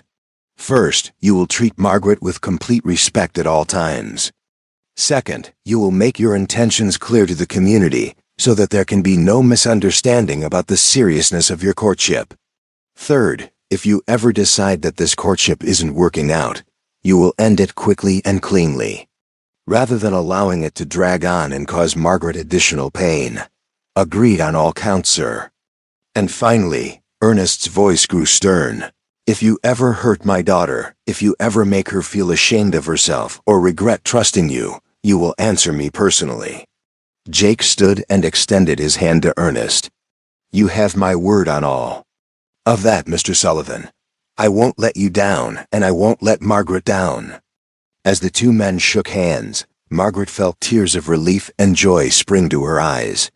Her father had given his blessing to the courtship, and Jake had proven himself worthy of that trust through his sincerity and commitment.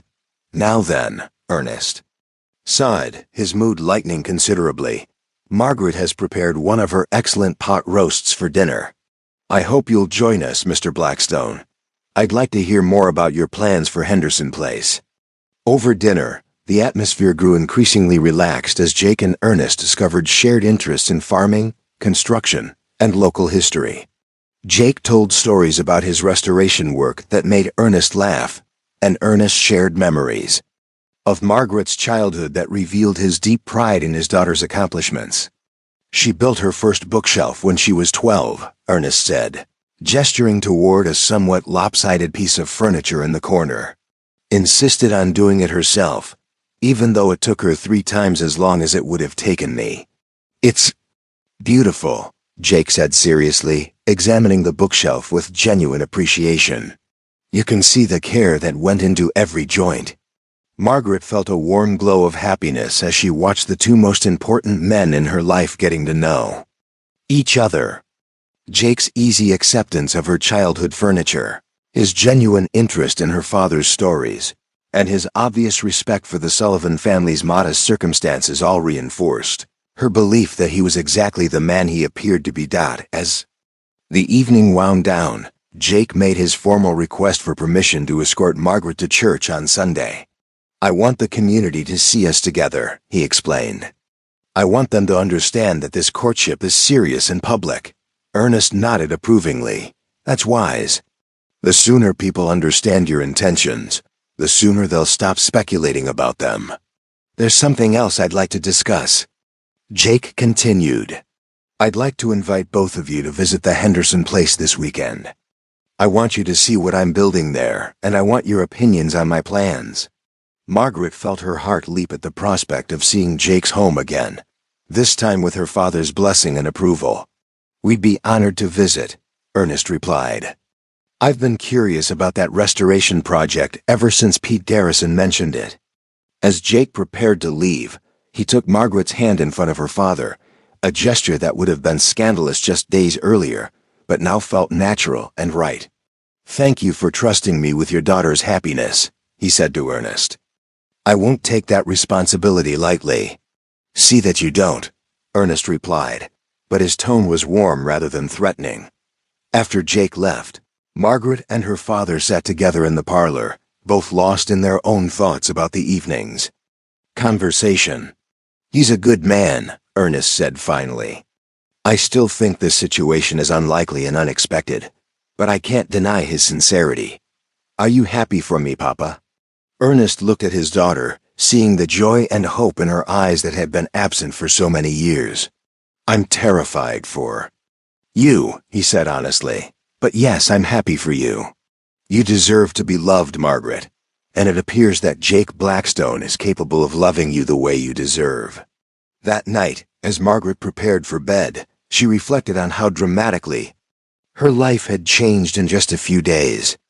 She had gone from accepting spinsterhood as inevitable to being courted by a man who saw her as beautiful and worthy of love. Her father had gone from believing she was unmarriageable to giving his blessing to a courtship that would make her one of the most envied women in the county. Sunday church service was still 5 days away. But Margaret knew that the real test of Jake's commitment would come when they walked into that sanctuary together, publicly declaring their intention to build a life together, despite what anyone else might think or say. As she drifted off to sleep, Margaret allowed herself to dream about the future Jake was offering, a life where she would be valued for her mind and character, where her appearance would be seen as part of her beauty rather than a flaw to be overlooked, where she could build something lasting with a man who chose her not despite her differences, but because of everything she was. Sunday morning arrived with crystal clear skies and the kind of crisp autumn air that made everything seem sharper and more vivid. Margaret stood before her bedroom mirror, wearing the dress Mrs. Patterson had helped her create for this moment, a deep blue fabric that matched Mrs. Whitman's ribbon, now woven elegantly through her carefully arranged hair. For the first time in her life, Margaret looked at her reflection without immediately focusing on her birthmark. Instead, she saw what Jake saw: intelligent eyes, a warm smile, and the quiet confidence of a woman who had finally learned her own worth. Ernest appeared in her doorway, dressed in his finest suit. You look beautiful, Margaret, truly beautiful. Through the front window, they could see Jake approaching in a polished buggy, clearly having made special preparations for this public debut. He wore a dark suit that emphasized his impressive stature, and Margaret noticed that several neighbors had found reasons to be working in their front yards, positioning themselves to witness this unprecedented moment. Jake's face lit up when Margaret emerged from the house. "You look absolutely radiant," he said, helping her into the buggy with the careful attention of a man who understood the significance of every gesture. As they drove toward town, Margaret was acutely aware of the attention their passage generated. People stopped their Sunday morning activities to stare, some waving with genuine warmth, others watching with obvious curiosity or disapproval. "Are you nervous?" Jake asked quietly. "Terrified," Margaret admitted, "but also excited. For the first time in my life, I'm not walking into church hoping to be invisible." The Millbrook Methodist Church sat on a small hill overlooking the town square, its white steeple visible from miles away. As they approached, Margaret could see that the usual Sunday crowd had swelled considerably. Word of their courtship had clearly drawn additional spectators, people who wanted to witness this unlikely romance for themselves. Jake helped Margaret down from the buggy with elaborate courtesy, then offered his arm with the confidence of a man who had nothing to hide. As they walked up the church steps together, Margaret heard the subtle murmur of dozens of conversations suddenly dropping to whispers. Inside the sanctuary, every head turned as they entered. Margaret felt the weight of countless stares, some friendly, some shocked, some calculating. Sarah Mitchell sat in the front pew with her family, her face a mask of barely controlled fury. The Whitmans beamed at them from across the aisle, Mrs. Whitman looking delighted that her prediction about Margaret's worthiness had proven correct. Jake led Margaret to a pew in the center of the church, positioning them where everyone could see them clearly. He sat close enough to her that their shoulders touched, a subtle but unmistakable declaration of intimacy and commitment. Reverend Thompson began the service with his usual call to worship, but Margaret could sense that the congregation's attention was divided between the sermon and the couple in the center aisle. She noticed several women craning their necks to get a better look at her dress, her hair, and most of all, at Jake's obvious devotion to her. During the singing of hymns, Jake's deep voice blended beautifully with Margaret's clear soprano, creating a harmony that seemed to symbolize the unexpected perfection of their partnership. Margaret noticed Mrs. Henderson nodding approvingly from several rows behind them. The real test came during the social hour after the service, when the congregation gathered outside to exchange news and gossip. Margaret had always avoided this part of Sunday worship, hurrying home to escape the awkward conversations and pitying glances. Today, with Jake's arm linked protectively through hers, she found herself in the center of attention. "Margaret, dear, you look absolutely lovely," Mrs. Patterson gushed, clearly delighted with the success of the dress she had helped create. "And Mr. Blackstone, what a handsome couple you make." Tom Whitman approached with his mother, who looked much recovered from her recent illness. "Mr. Blackstone, Mother insisted on coming to church today, just to see you two together. She says she's never been happier to be proven right about anything. I told Margaret she deserved someone special," Mrs. Whitman said firmly, "and I'm delighted to see that the right man was wise enough to recognize her qualities." But not everyone was so welcoming. Margaret noticed a group of women gathered around Sarah Mitchell, their voices carrying just far enough to be heard. Shocking choice. Double quote. What could he be thinking? She must have some holdover. Him. Double quotes. Jake heard them too, and his response was swift and decisive. He led Margaret directly to the group, his expression pleasant but determined. "Ladies," he said with perfect courtesy, "I couldn't help but notice you discussing my courtship of Margaret. I wanted to make sure you understood my position clearly." Sarah's face flushed crimson, but she lifted her chin defiantly. "We were simply expressing surprise at your unconventional choice, Mr. Blackstone."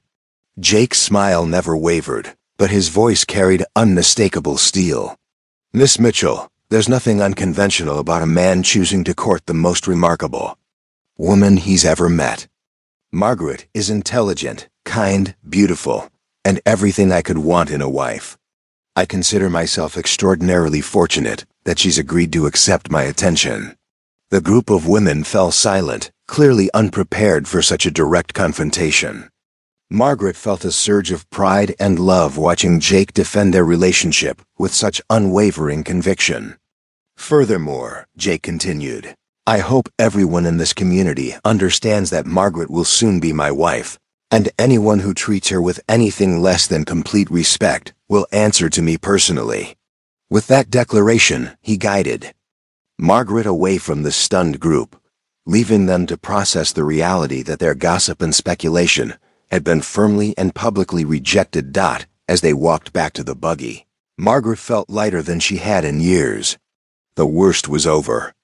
She had faced the community's judgment and emerged victorious, supported by a man who was willing to defend her against any criticism or disapproval. "That was magnificent," she whispered to Jake as he helped her into the buggy. "That was necessary," he replied firmly. "I wanted everyone to understand that you're under my protection now, and that I won't tolerate any disrespect toward you." The ride back to the Sullivan farm was filled with comfortable conversation about the morning's events, the positive reactions they had received, and Jake's plans for completing his house before winter. "There's something I want to ask you, Jake," said as they approached her father's property. "I know we've only been courting for a short time, but I'm already certain about my feelings for you. Would you consider becoming engaged to me at Christmas? I want to start the new year knowing that you've agreed to be my wife." Margaret's heart soared. "Yes, Jake, yes, I would be honored to become engaged to you." Jake stopped the buggy and turned to face her fully. "Margaret Sullivan, you've changed my life completely. You've made me understand what it means to find someone who sees the world the way you do, someone who makes every day better just by being in it." He reached into his jacket and pulled out a small velvet box. "This was my grandmother's ring. I've been carrying it with me since our second conversation, hoping you might be willing to accept it." Inside the box was a simple but elegant gold band set with a modest diamond that caught the sunlight beautifully. It was exactly the kind of ring Margaret would have chosen for herself, meaningful rather than ostentatious, beautiful rather than flashy. "It's perfect," she breathed as Jake slipped it onto her finger. "Just like you," he replied, leaning down to kiss her gently. Later that evening, as the three of them sat around the Sullivan dinner table celebrating the engagement, Ernest raised his glass in a toast. "To my daughter Margaret, who taught me that sometimes the most unlikely dreams are the ones most worth believing in. And to Jake, who had the wisdom to see what the rest of us were too blind to notice." As they clinked glasses, Margaret reflected on the journey that had brought her to this moment. A week ago, she had accepted that she would spend her life alone, believing that her appearance made her unworthy of love. Today, she was engaged to a man who saw her birthmark as simply one part of the woman he adored completely. The harvest dance was still a week away, but it no longer mattered. Margaret had already won the prize that Sarah Mitchell had been so determined to claim. More importantly, she had learned to see herself through the eyes of someone who loved her, and that had changed everything. "You know what the best part is?" Margaret said to Jake as they stood together on the front porch, watching the sunset paint the sky in brilliant colors. "What's that?" "Tomorrow, I will wake up knowing that someone thinks I'm perfect exactly as I am. I've never had that before." Jake pulled her close, holding her against his chest where she could hear the steady rhythm of his heartbeat. "And I get to wake up knowing that the most extraordinary woman in Texas has agreed to spend her life with me. I'd say we're both pretty lucky." As Margaret looked up at the man who had changed her entire understanding of her own worth, she realized that her father had been wrong about one crucial thing. Fairy tales weren't just stories people told to make themselves feel better about impossible dreams. Sometimes, if you were brave enough to believe in your own worth, Fairy tales came true in the most unexpected and wonderful ways. Up next, you've got two more standout stories right on your screen. If this one hits the mark, you won't want to pass these up. Just click and check them out. And don't forget to subscribe and turn on the notification bell so you don't miss any upload from US.